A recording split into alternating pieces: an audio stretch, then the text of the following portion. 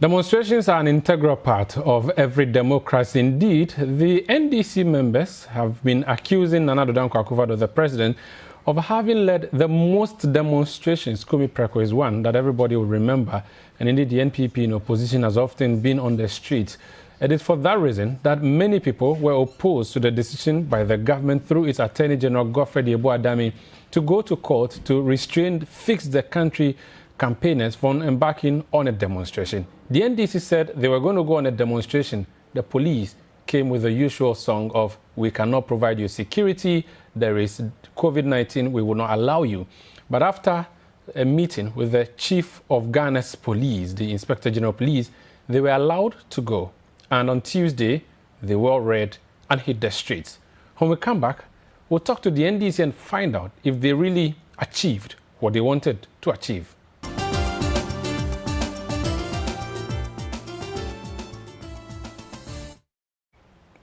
My name is Omar Usanda Amadou, and for Face to Face, we've plugged Judge Opare Addo, also known as Pablo, from the demonstrators, and brought him to our studio to have a conversation. You're welcome to Face to Face. Thank you, Omar. How are you doing? I'm very tired. Yeah, I can imagine. I'm sorry. But if you want power, you have to be tired. It's for God and country. Yeah. How was it like, the demonstration today? It turned out well. Our expectations were met. You know, because of COVID, we were not hoping to get too many people.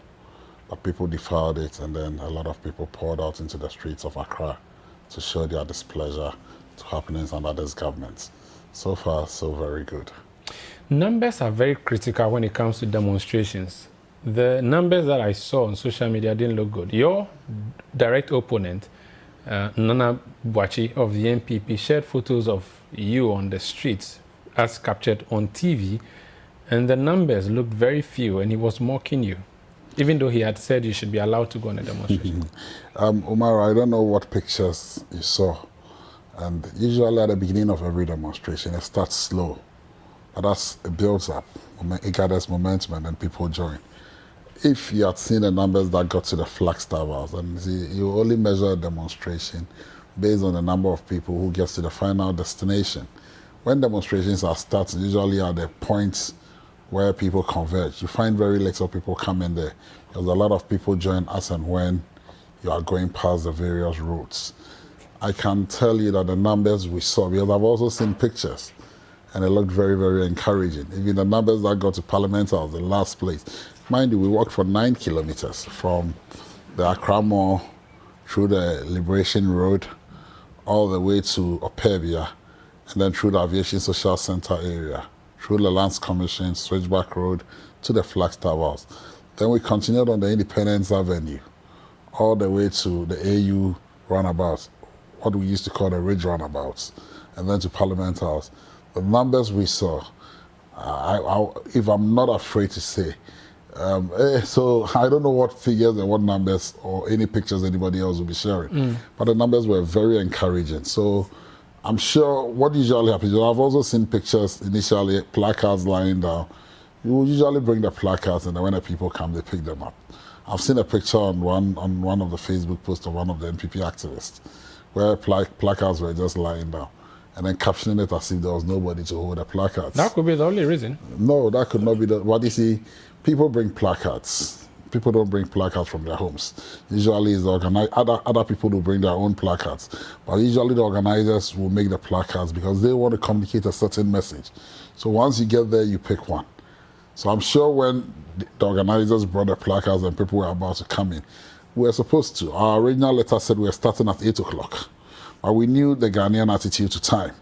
So, but the letters and communications that went out was for 8 a.m. But we decided that converging time should be at 6 a.m. so that a lot more people could join. We started the procession by 9:15. That is 1 hour, 15 minutes later. And usually these are very normal situations. No demonstration in this country has started as early as 8 a.m. It's not feasible. Because where you live, I live at North Legon. It took me more than an hour this morning just to get to the Accra Mall. I left my house at 6 a.m. I got to the Accra Mall around 7:15. So you can imagine somebody coming from Odoko, somebody coming from Kwashiman, somebody coming from Kaswa. It was going to take a longer time for people to get there. And we all know how difficult it is to commute around Accra, especially on a Tuesday morning. So judge us based on the numbers that turned up at the Flagstaff House. Judge us based on the numbers that turned up at Parliament House. Because that is when it had gained momentum and everybody who was supposed to join had joined. So that's a concession that in the beginning you had very few numbers. No, you see, there is no demonstration in this country that at the initial onsets you see a lot of people. People troop in. I have covered demonstrations at Opare Sports. And mind you, the park is always packed. Mind you, the Opare Sports is in the center of town. This is an unorthodox route we chose for the first time. So people got to Opare Sports and were finding out where we were. Do you understand? So it is not, we did something unorthodox because usually the routes are the same. And mind you, there are a lot of people in this side of town. So it is easy. It is for, if you want to do a demonstration and get the crowd. But we were looking at other considerations. It's COVID. So are we looking at just the crowd or we are looking at making a statement? And you see, that's but it's COVID notwithstanding, you did not ask people not to come. You asked people to come. But we asked everybody to be in a nose mask. Yes. We tried. The queues that I was in, we tried maintaining social distancing. As much as it was difficult, we tried. That is why you see that we had spaced ourselves up. Because we tried. We're not going to risk the life of our supporters and people who wanted to demonstrate. So we needed to do things right, and we tried. It's not been easy. If we had brought this to Opare Sport, I could tell you the crowd would have overflowed. We would have lost total control of what we wanted to do. That is how come we avoided Opare Sports and then chose the Akramore area. I know it will be difficult to do a head count. Nobody can do that, but we can give estimates and round figures up. In your own estimation, how many people were in your demonstration today or at your demonstration today? I may not be able to tell, trust me. You can't even give us an estimate? Can't, because we usually exaggerate those figures. People will tell you, oh, mind you, when we say 100,000, do you know what 100,000 is? But you see, people have demonstrations and they'll tell you, oh, 60,000 people, 100,000 people. So it's not realistic. But the number of people that turned out was a good number. It was a good crowd. So it was 200 participated. People. Oh no, Omaro, your cameras were at the Flagstaff House. From you, I'm sure you will get a better view when you take the pictures from the aquarium, the Independence Avenue. That is on top of the Aquaje interchange. You will get a better view. I'm sure your cameras were there. You can go look at it. I don't want to put a figure out there, but it was well attended and well participated. But you don't have a range that you can use to work with? I am sure, because we are yet to do a review. Okay. But we have drone images. Our images are not even out yet. The images you see are images of other people who came with their own phones and other cameras to take. But we have drone images, and I'm sure by the end of business today, our images will be out. The placards, you supply them or someone sponsors them? Like I said, the organizers will always, because there is a message we want to convey. So we'll definitely make some.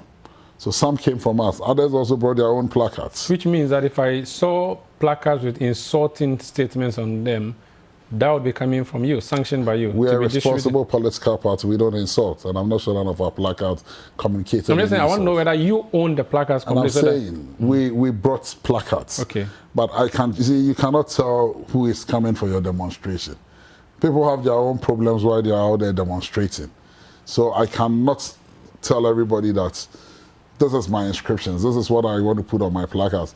We communicated our messages out there based on our placards, and all our placards have the National Youth Wing logo underneath it. Okay. So we should look out for placards that have your... If it doesn't have our logo, then it's not coming from us. I saw a placard that was talking about hospitals. I thought you were marching for justice. No. If you are taking your time to read our letter we sent to the police, we stated two things. Okay. The first one was for justice.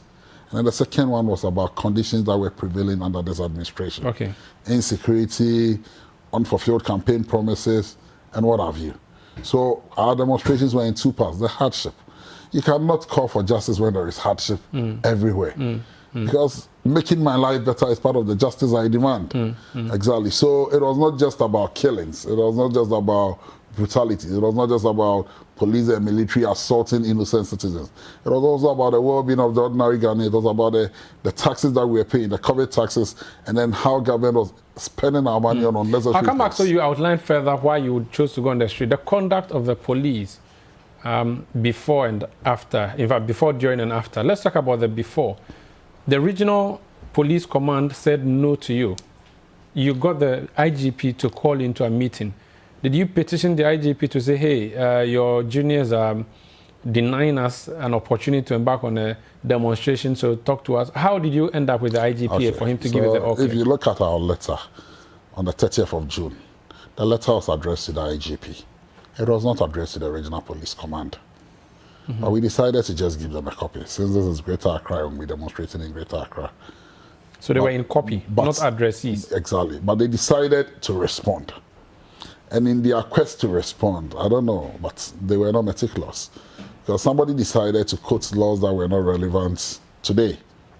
So when you quote EI 395, which is a law that expired on the 31st of March, EI 395 derives its authority from Act 1012, Section 2 of that act, that gives the president the power to make the EIs.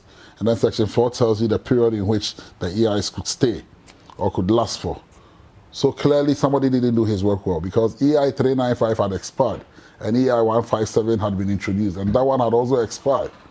So if they had been a little meticulous and they had just taken their time, they would have realized that that law was no longer law.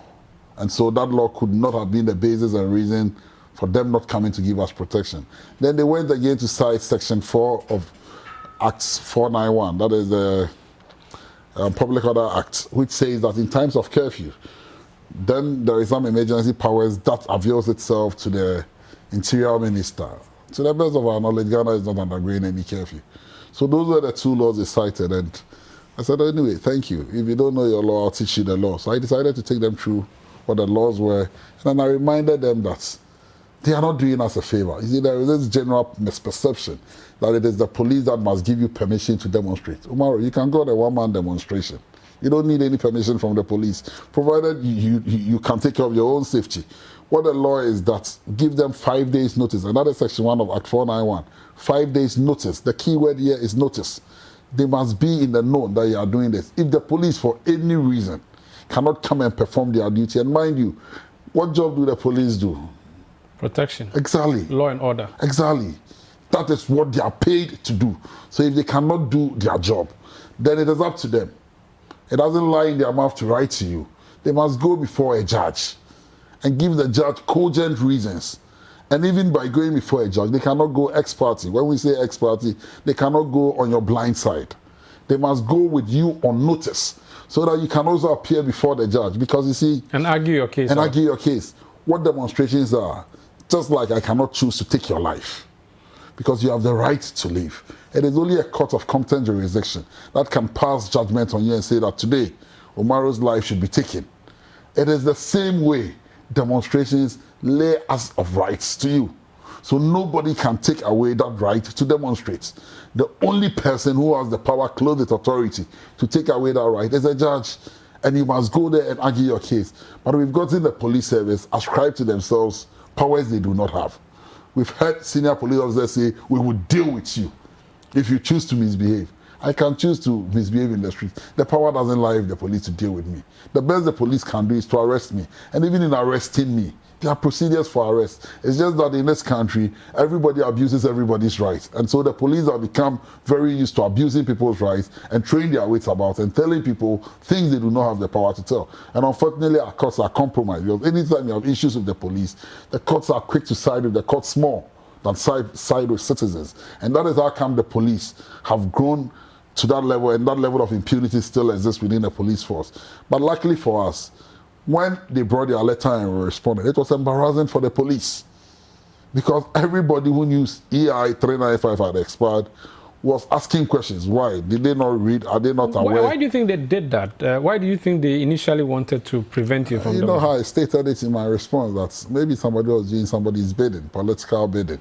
Because I don't know how any professional police officer will not take his time. Because we sent a letter to them on the 30th. When our messenger from our office delivered a letter at the police regional command, he was held, I wouldn't want to call it detained, because you see, in tort law, when you hold me against my will and there is no route to leave, it is forced imprisonment. What he reported back was a form of forced imprisonment, but we decided not to pursue that. Who held him hostage? When he went to the police station to deliver the letter, They asked him to sit down, collected his phones, and then they put a police guard by the door so he could not leave. Collected his phone? Yes. You know, usually they don't allow you to take your phone in. Yeah. So he was there for a little over an hour.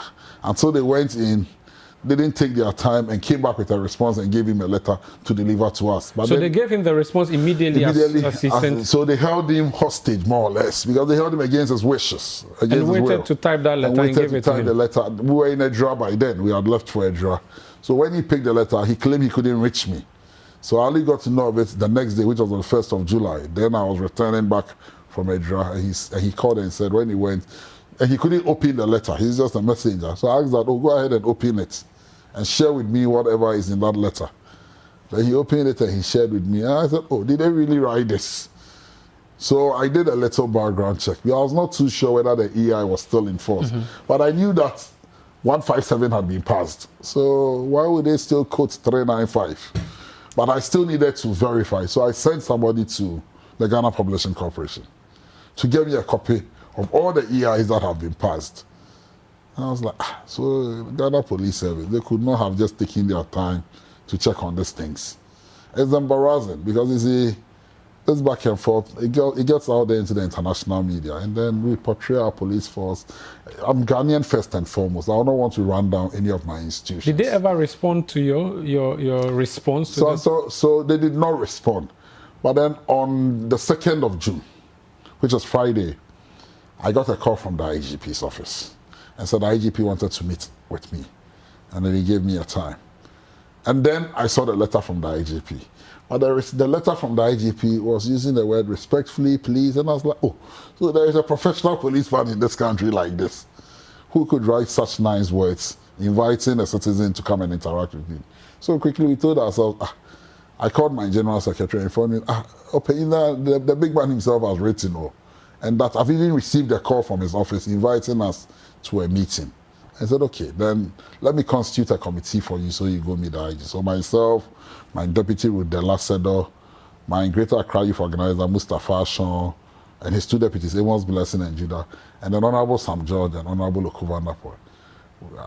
At the time they gave us, we went there, and it was one of the best meetings.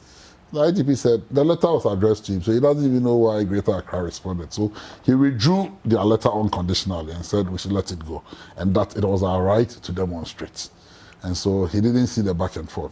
So he was going to give us the chance to demonstrate. Unfortunately, we had chosen 3 different routes, and so we needed to agree on the route because they don't have enough men to man the whole process. Did you feel someone told the IGP to let you go ahead?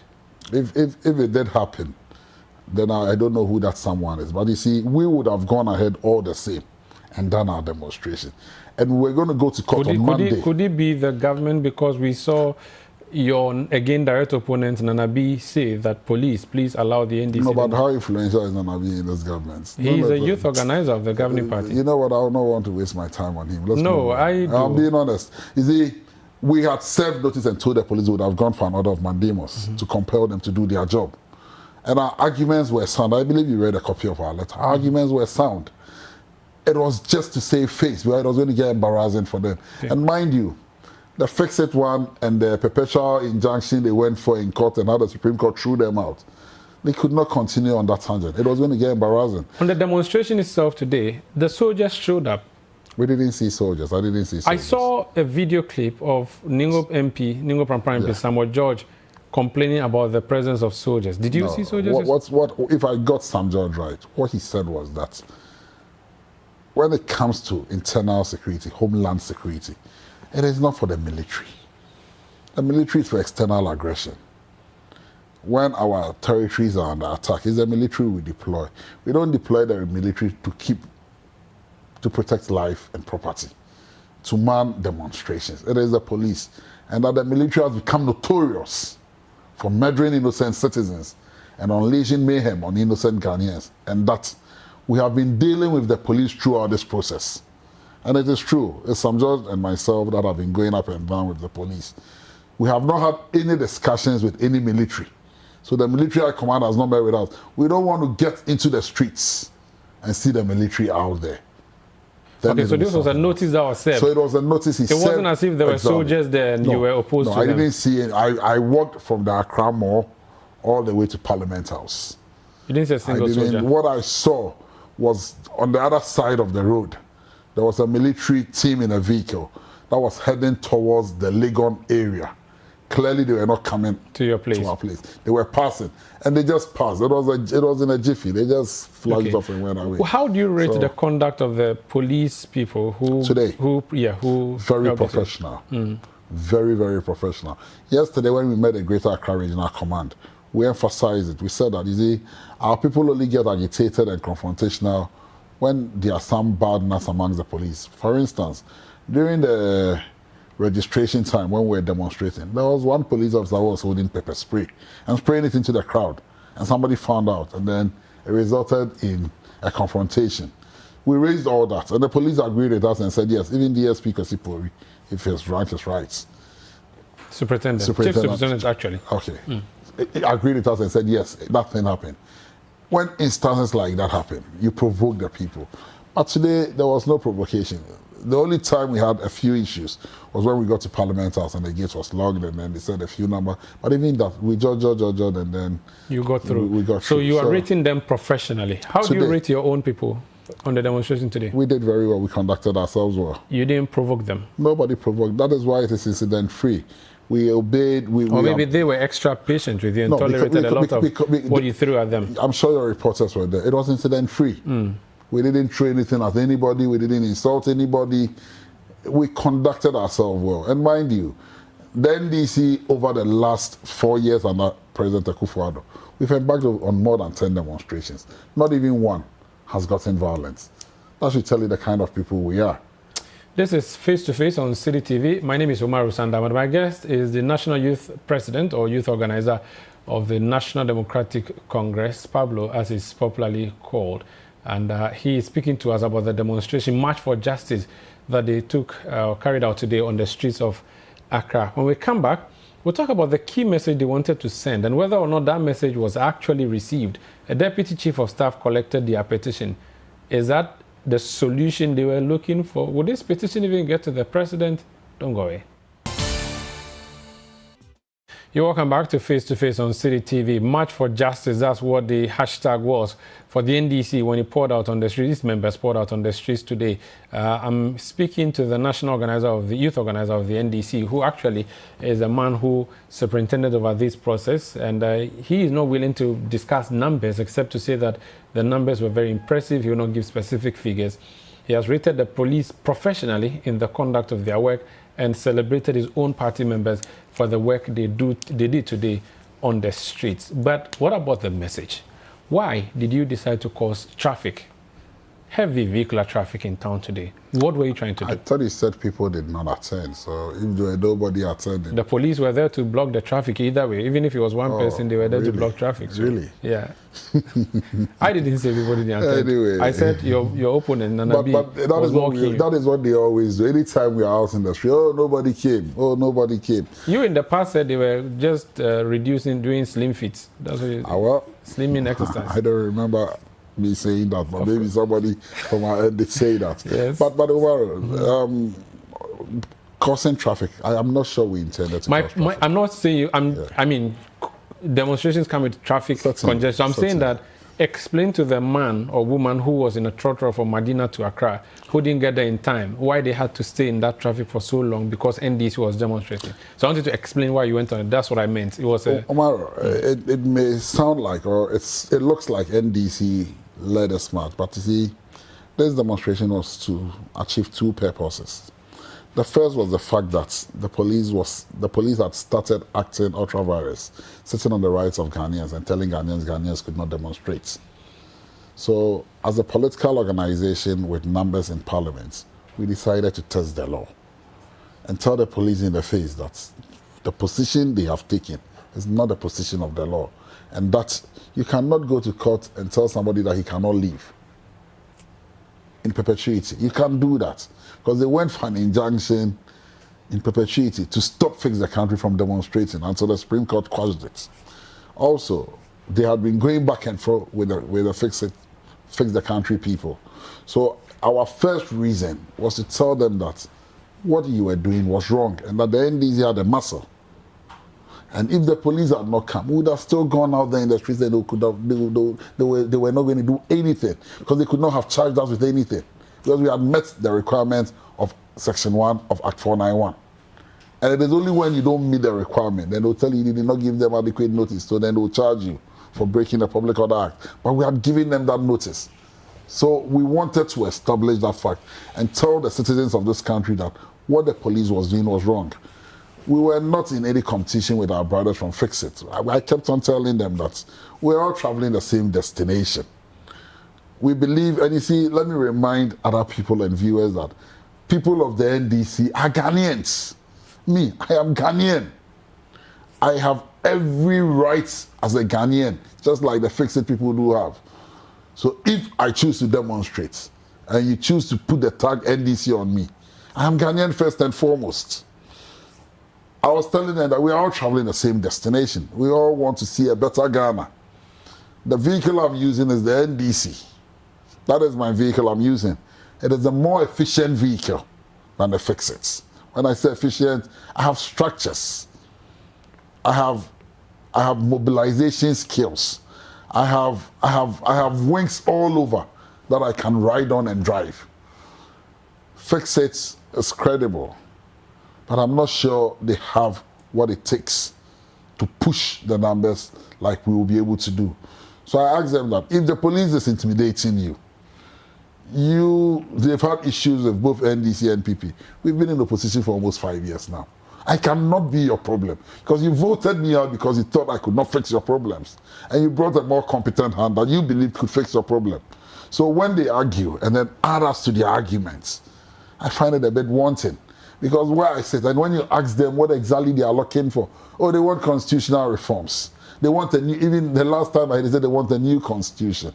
Then I can appreciate where the apprehension is coming from. Because you see, constitutions are living documents. So if, I don't know any country that just changes its constitution. Usually we change it, the Fourth Republic is over. We move into the Fifth Republic. So they don't even understand what goes into such issues. They could call for constitutional reforms. But to say you want a total new constitution is a bit belabored. And I don't know how. So you couldn't get them to join your cause today? You see, we asked them to join us, but I am not looking for a new constitution. So there's a departure in your objectives. Points. Also, they are asking for a national development planning, a national development plan. That's already in existence. Exactly. The 40-year one. Exactly. We did it when we were in government. Dr. Nimoy Thompson led that process. So, and when you speak to them, because I have engaged them on some platforms ever since this discussion started, those are the two main things they seem to be looking for. A new constitution. I cannot be engaging in that discussion. Because I know Ghana doesn't need a new constitution. What Ghana needs are reforms to our constitution. So we need a constitutional reform. What was started by Professor Mills, it should be concluded. And then time has elapsed, 8 years down the line. A few things may have changed. One of the arguments was that we should change the age of the president because we have a youthful population. We should reduce it from 40 years. I don't have any problem with that. I'm a youth leader, and if we are even going to bring it to 25 years, all the better. But you don't need a new constitution to introduce those reforms. So ab initio, there was a difficulty with convergence. Certainly. So they were not really welcome. They were welcome because, you see, apart from those two major issues we're talking about, there were other issues of insecurity that we were talking about. It's the same problem we also spoke about. There was a problem about justice delivery in this country. It's the same problems we're talking about. And then there is a general problem about the economy and how broken it is, and issues of corruption. We also talked about all these things. And we even admitted in our petition today to the president that some of the problems, yes, they go past this government. Some happened during our time. We are not disputing that. Some are problems that we all need to come together collectively to deal with. But you see, there was a certain level. For instance, corruption index. This government has scored the worst in the history of the Fourth Republic. So clearly, it is. I cannot sit here and say during the NDC's time we didn't have issues of corruption. I'll be a liar. People don't even laugh at me. I don't know what I'm talking about because people have been prosecuted for acts of corruption. But what I'm saying is that the level of corruption currently prevalent under this administration is worse. It's 10 times what we left behind. So let me just be sure before we proceed. So fix the country campaigners did not mount your podium today No. to speak in support. No. Did any political party mount your podium today to speak in support? The ALPRAN, the Inter-Party Resistance Movement, they were there to support. So Jataba, Ayariga didn't come, but his members were there.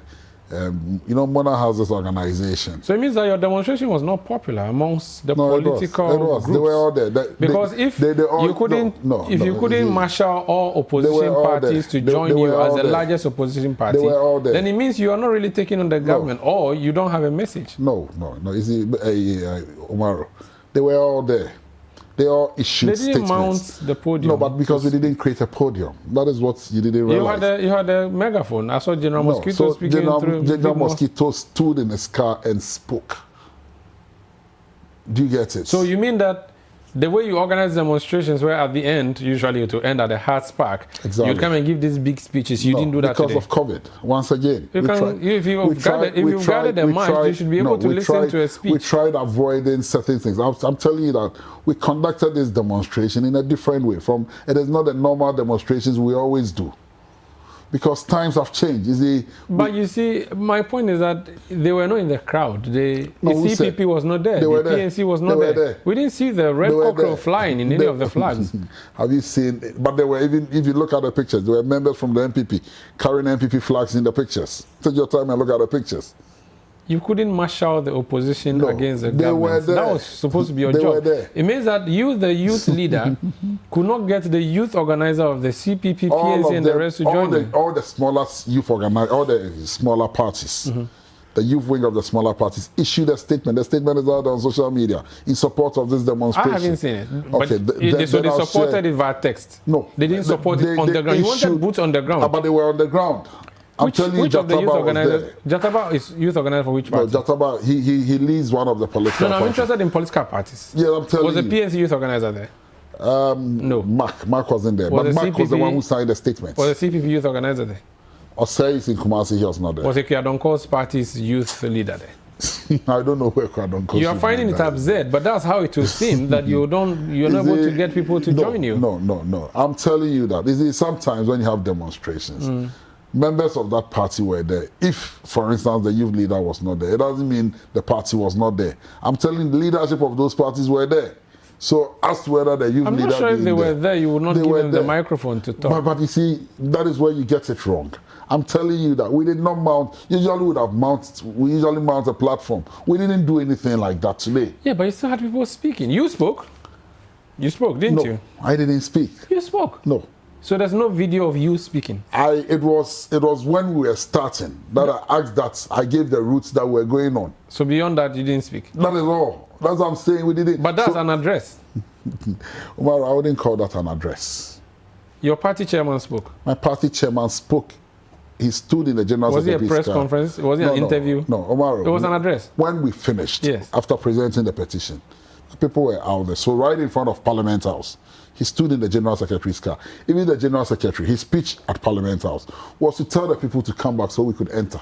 No. He spoke tree and spoke about plenty other things. He spoke tree, I'm coming, at the converging points in the morning. Okay. That is where all our members of Parliament spoke there. Okay. So then there was an address. Come again. So there was an address. That was at the beginning of the demonstration. The question you asked was that at the end of the demonstration. No problem. Either at the beginning or at the end. I just wanted to be sure. So your question was at the end. My question was whether you gave a platform to the other people who joined you to speak to your people to prove that it was not just an NDC agenda, but it was a Ghana agenda, so that people will not say, oh, it's Yanum. No, but it was an NDC agenda. It was led by the youth wing of the NDC. Yeah, but you wanted more people to join. You kept saying that you are Ghana first before NDC. You see, Umaru.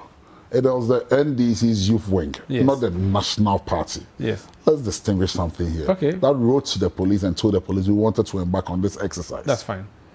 So it was an NDC platform, pure and simple. No problem. Exactly. So before we proceed with the issues that you're raising, a deputy chief of staff collected your petition.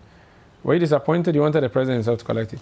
Oh, disappointment, yes. But then I was not, if the president had come, all the better. But knowing now the Dangwe Kufuado, he will not come down and take a petition from us. Who would have been weighty enough for you? Maybe the chief of staff, not a deputy chief of staff. You felt disappointed? I felt disrespected because my taxes paid them. And we are the biggest opposition party in this country. So we are not just an opposition. We have numbers in parliament that can tilt anything in our favor. So I was expecting them to attach some importance to it. But all the same, I didn't want to disrespect whoever came. He's the deputy chief of staff. They believe that he was competent enough to come and receive the petition. And so be it, we gave it to him. In the past, you would have also probably sent even presidential staffers to collect petitions. So it's maybe tit for tat. You see how painful it is? Mumaro, can we move on? Yes, we're going to move on. What did he say to you, the deputy chief of staff? Were you impressed with what he said? Yes, that I can't take that away from him. In Parliament, who received your petition? The leadership of the House, the minority leader, the majority leader. The minority leader is supposed to be on the street with you. He was a youth organizer. He's supposed to have been with. So even your predecessor was not on your demonstration. He's not my predecessor. Which one is he? CD was my predecessor. So fine, let's say predecessor in office. Your predecessor in office was not on the demonstration. He didn't agree with you. Haruna Idris was not in support of what you're doing. All the members of parliament on the NDC side, all the 136 members of parliament were with us. Except Haruna Idris. Haruna is in leadership. And let me explain. The speaker is not available. So it was the leadership of parliament that met us and received the petition. There's a first deputy speaker, there's a second deputy speaker. There's a majority leader who is a leader of government business. For whatever reason. Those are the people you want to target if you want to target For whatever reasons, the first and second deputy speakers were not there. And mind you, they are also members of parliament, even though they may have been elevated. So the majority leader was not there? The majority leader was there. So he and the leadership of parliament, so the leadership from both sides, including people, clerks from the speaker's office, were the people who met us and received the petition. Was your leader who received your own petition that you probably crafted together in a room? Our leader was he wearing red shirts to collect your petition? But he was wearing black and he had red tied around his hands to support us. So he was both a recipient and a giver? Even when we got there, this was on the lighter note. You know, my general secretary is now a member of the Parliamentary Service Board. Yes, actually, I just remember. When he got there, you know, he was the one who was he turned around to go and receive. When he got there, the majority leader said, but he cannot be with us because this is parliament. So he must be with them. And he said, no. Okay. I'm the general secretary here first and foremost. Yes. So your minority leader, our minority leader is a member of parliament. My general secretary is the general secretary of my party. There is an extension. Yeah, but he gives board direction. Is a parliamentary service board. He gives direction to parliament. But he's not a board chairman. He's just a member of the board. He's a general secretary of the National Democratic Congress. A man who is from your stock, being your MP for 20-something years, 30 years, didn't bother to wait and collect your petition? Because he's not in the country, I understand. Oh, he's not in the country? Yes. Okay, then that's fine. I was going to ask if maybe he didn't believe in your cause. Maybe he thought that you were just sweating away and he shouldn't waste his time collecting your petition. No. Let's talk about the key thing. So you say you want justice. Justice for who and who? Omaro, ever since this government assumed office, if I am not mistaken, at least a minimum of 20 Ghanaians have been murdered in cold blood. I call it extrajudicial killings because it was not sanctioned by any courts. If you remember the case of the Aswasi boys, 7 young men from Aswasi, it happened in Mansour Dubiase. They were accused of being armed robbers, boys from the Zongo. And you see, anybody who is from a Zongo community should be worried about how this government had murdered innocent people from Zongos. I grew up in Lima. That's what most people don't know. So I appreciate life in the Zongo, and I know how difficult it is for people coming out from these Zongo communities and trying to make a name for themselves.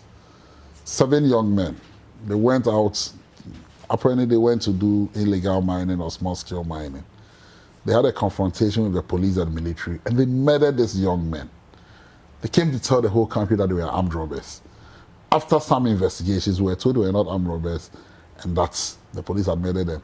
A delegation from government went to their families in Aswasi. If you recall, the then Zongo minister led a delegation to go and meet family members and told them that they were going to compensate them, they were going to give them X, Y, Z.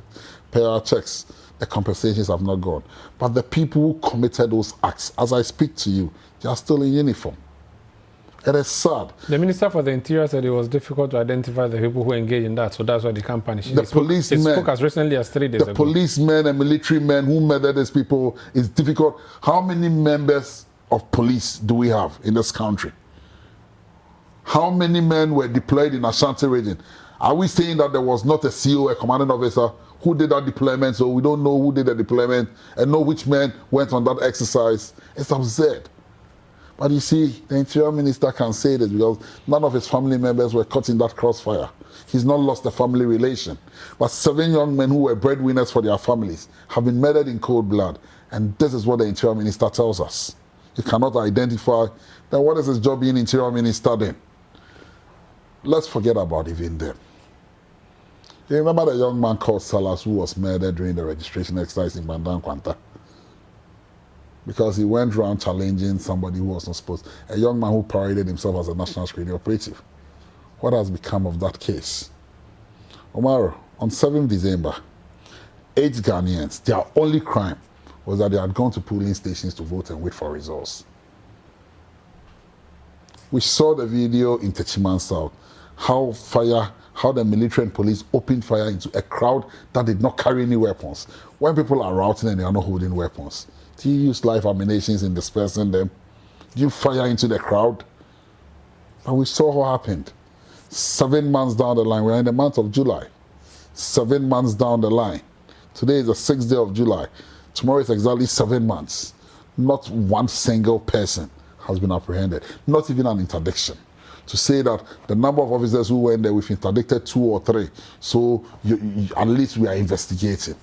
It is a slap in the face. Yet, when George Floyd died in the United States, we held a funeral here in this country. We can sit in the studios of City FM and say that Techiman South is far from us, so we don't care. Bandan Kwanta is so far, we live in Accra, so we don't care. We can choose to say all this, but mind you, on that same 7th December, a life was lost. Ablekuma Central, a 16-year-old girl, she didn't even go and vote. She was caught by a stray bullet from a national security operative again. Today, she's no longer with us. As if those deaths have not been enough. Let's look at what happened in Edra. Omaro, where I grew up, when a young person dies, even here in Accra, on a Friday or even on a Thursday or on a Wednesday, when we are coming from cemeteries and a young person, we see how young people behave. And you knew that a young person had been murdered for whatever reason. Because I'm a lawyer, I'm not going to get into as to who murdered Kaka. And you realize that all the things you said, we didn't bring the issue of Kaka in. But he had been murdered because he died as a result of the injuries he sustained after the attack. An untimely death. There will be pain in the hearts of a lot of young people. And if you know the Kaka young man, according to what we hear, he was a very lively person. He was all over. So when young people are coming from a cemetery and they are aggrieved, they will definitely have their issues in the streets. What happened to rubber bullets? What happened to the water cannons, the water tanks? They chased the water cannon away. No, because it was the regional minister showed us a video It was today. after the death of the 2 young men that they started chasing the water, because now they realize that each one for himself, God for us all. What happened to tear gas?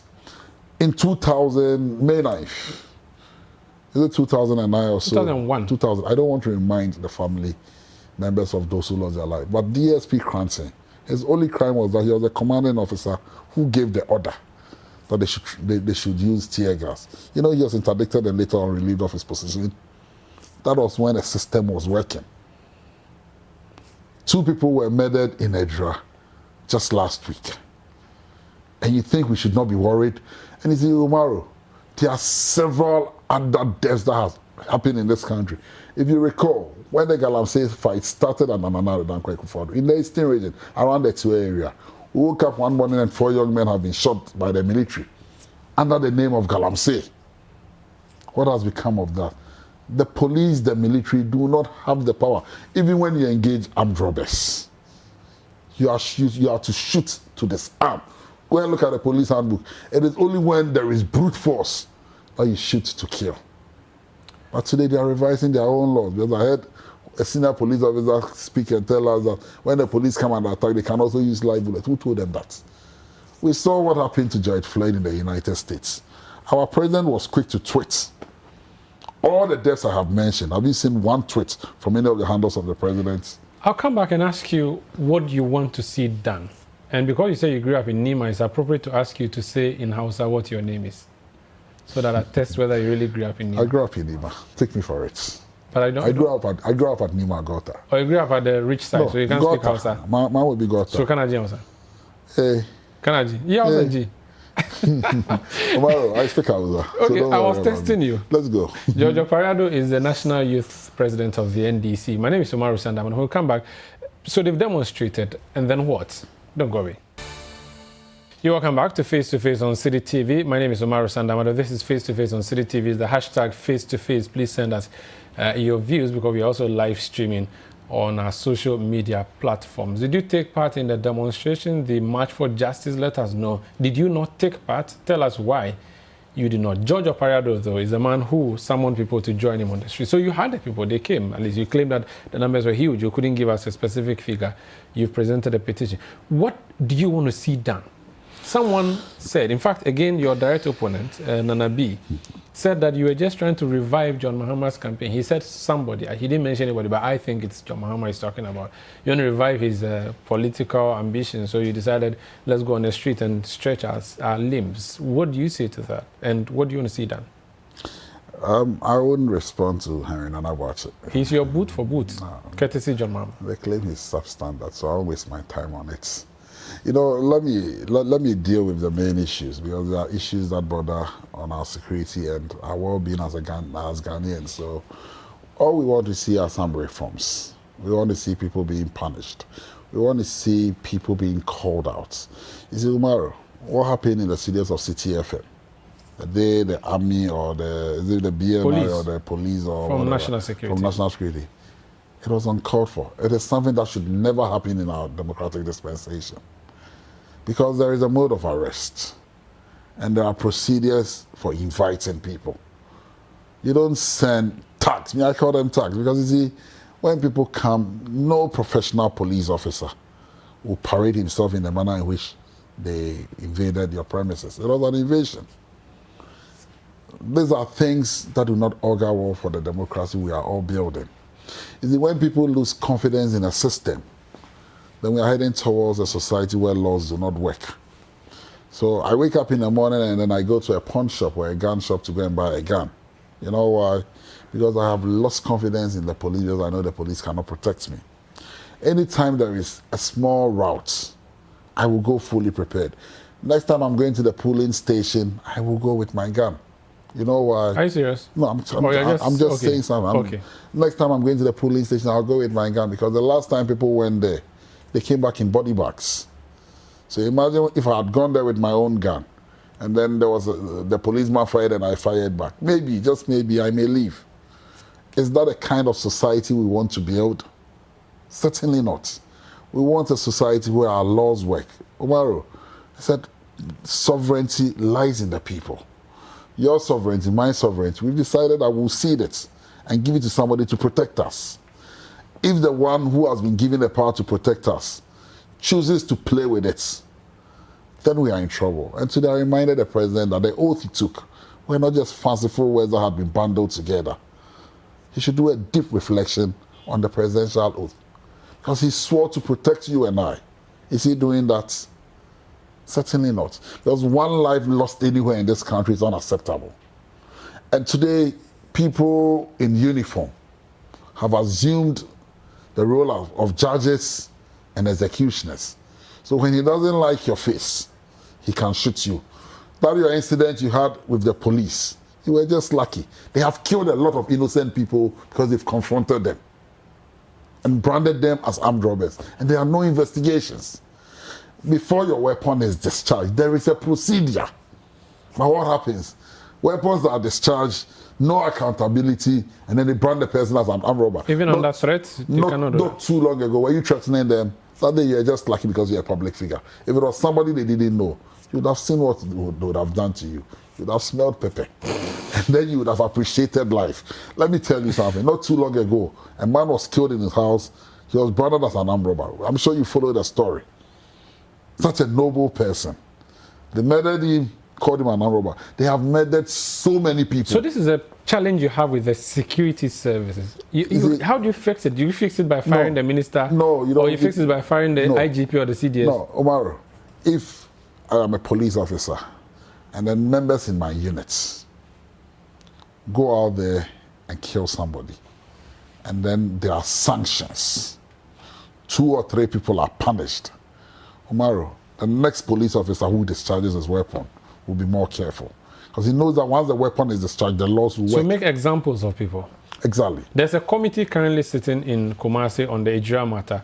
There's a committee that has gone to war over the soldiers who went to beat up civilians unprovoked. Is that a solution, you think? You see, commissions of inquiries have constitutional backing.